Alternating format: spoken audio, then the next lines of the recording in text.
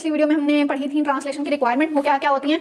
Amino acid चाहिए होते हैं, ट्रांसफर आरएनए चाहिए होते हैं, amino acid transfer RNA synthetase चाहिए होते हैं जो कि इसको चार्ज कराते हैं, फिर मैसेंजर आरएनए चाहिए होते हैं जिसके ऊपर कोडोन पड़े हुए होते हैं, राइबोसोम चाहिए होता है जहाँ पे मैसेंजर आरएनए जाके बाइंड करेगा, ट्रांसफर आरएनए और प्रोटीन बनेगी, प्रोटीन फैक्टर चाहिए होते हैं लाइक इनिशिएशन इलॉन्गेशन फैक्टर्स, और एनर्जी सोर्स चाहिए होते हैं 4 एनर्जी बॉन्ड। अब हम पढ़ने लगे कि ट्रांसलेशन के अंदर एक्चुअली होता क्या है, स्टेप्स कौन कौन से होते हैं। सबसे फर्स्ट स्टेप क्या होता है कि सबसे पहले हमारे पास जो इनिशिएटर कोडोन हमने क्या कहा था कि एयूजी होता है। एयूजी किसके लिए कोड करता है? मिथ्योनिन के लिए। तो ट्रांसफर आरएनए के साथ मिथ्योनिन अटैच कर जाता है सीसीए टर्मिनल, और फिर हमारे पास इस प्रोकैरियोट्स केस में इसको एन फॉर्माइल मिथ्योनिन बनाते हैं by addition of formyl group by N10 formyl tetrahydrofolate और फॉर्माइल मिथ्योनिन बन जाती है। ठीक है, फॉर्माइल मिथ्योनिन ट्रांसफर आरएनए वाला जो सेगमेंट है अब ये जाएगा, ये हमारे पास है राइबोसोम। राइबोसोम का स्मॉलर सब यूनिट होता है और लार्ज सब यूनिट होता है। स्मॉलर सब यूनिट पे आके मैसेंजर आरएनए अटैच करेगा, वहां पे जहां पे एयूजी कोडॉन है वहां पे हमारे पास फॉर्माइल मिथ्योनिन वाला ट्रांसफर आरएनए आके अटैच कर देगा। जिस साइड पे ये अटैच करेगा ना, वहीं पे इसके पीछे आके हमारे पास जब लार्जर सब यूनिट अटैच करेगा उस साइड को हम कहेंगे पी साइड। पहला जो ट्रांसफर आरएनए है वो कहां अटैच करेगा? पी साइड के ऊपर, और इसके अंदर हमारे पास इनिशिएशन फैक्टर 2 इन्वॉल्व होगा। इनिशिएशन फैक्टर 2 के ऊपर जीटीपी एक्टिविटी होती है, वो हाइड्रोलाइज होता है। तो हमारे पास जो है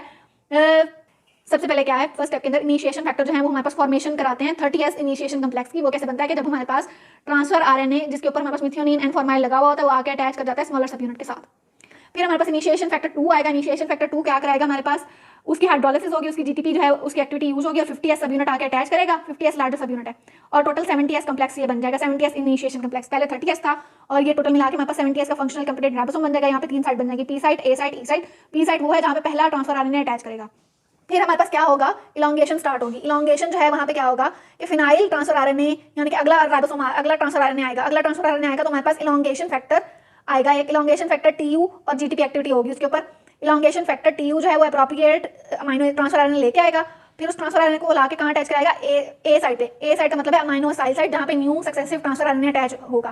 पहला कहाँ अटैच हुआ है? हमारे पास पी साइड पे, और हर सक्सेसिव अमाइनो एसिड कहाँ अटैच होगा? ए साइड पे।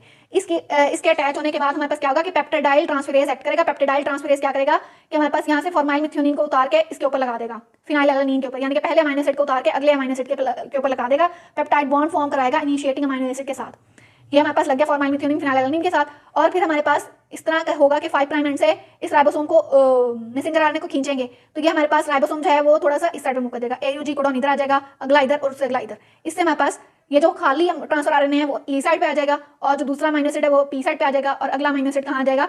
जो नेक्स्ट आएगा वो हमारे पास आ जाएगा ए साइड पे। ये प्रोसेस हमारे पास क्या है? ट्रांसपेप्टाइडेशन। ट्रांसपेप्टाइडेशन के अंदर हमारे पास क्या हुआ कि पेप्टाइडाइल ट्रांसफेरेज ने एक्टिविटी की है और उसने हमारे पास पेप्टाइड बॉन्ड फॉर्मेशन कराया है। इनिशिएटिंग अमाइनो एसिड को पी साइड से ए साइड पे ट्रांसफर करा दिया और ट्रांसपेप्टाइडेशन पी साइड से ए साइड पे ट्रांसफर करा दिया। इस प्रोसेस करेंगे ट्रांसपेप्टाइडेशन। ट्रांसपेप्टाइडेशन के बाद हमारे पास इलॉन्गेशन फैक्टर जी जीटीपी, पहले कौन सा था? इलॉन्गेशन फैक्टर टीयू जीटीपी तो था, वो काम कर रहा था। जी जीटीपी जो है वो ट्रांसलोकेशन कराएगा। ट्रांसलोकेशन से क्या होगा कि हमारे पास जो एम्प्टी अमाइनो एसिड है वो ई साइड पे आ जाएगा।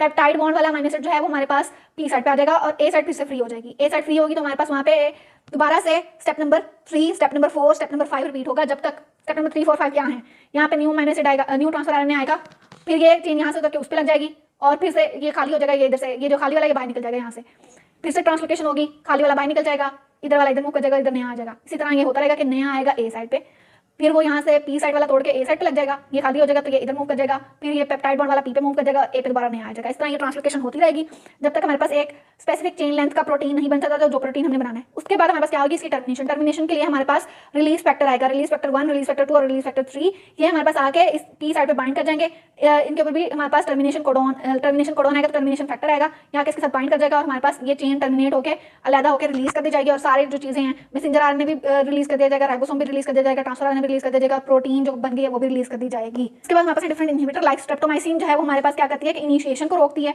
30S सब यूनिट के साथ इंटरफेयर करके।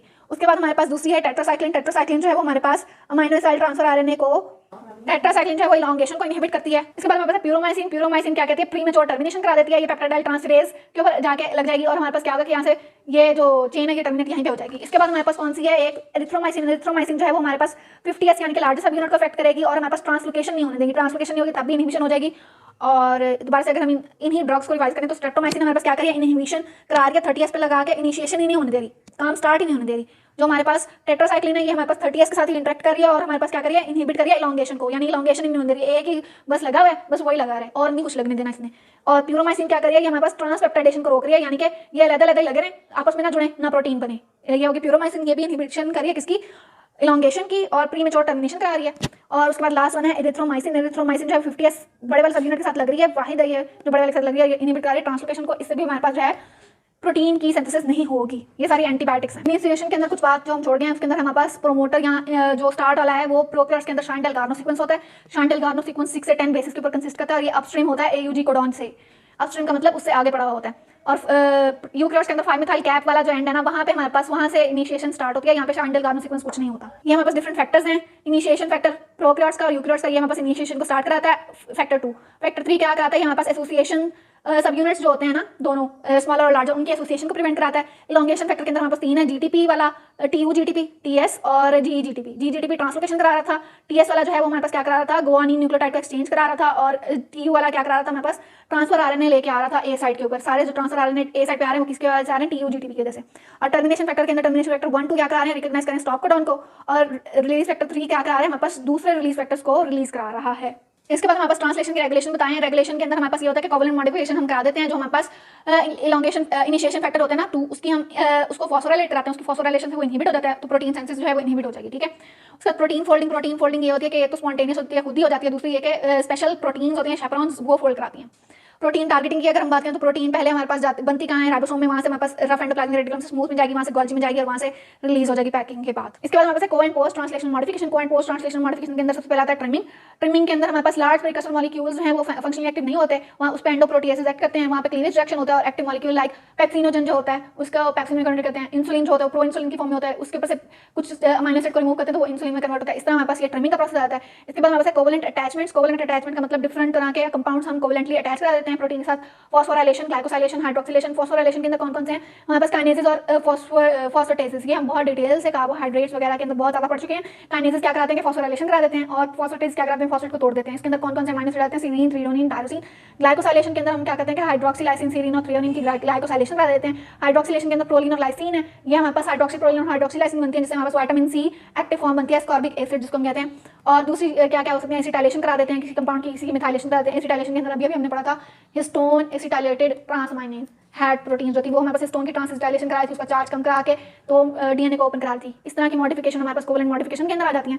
और लास्ट वन है प्रोटीन डिग्रेडेशन। प्रोटीन डिग्रेडेशन का सिस्टम हम पढ़ चुके हैं कि यूबिक्विटिन जिस भी प्रोटीन के साथ अटैच हो जाएगी तो वो यूबिक्विटिनेशन हो जाएगी उसकी, और उसके ऊपर प्रोटियोलिटिक प्रोटियोसोम सिस्टम एक्ट करेगा और प्रोटीन डिग्रेड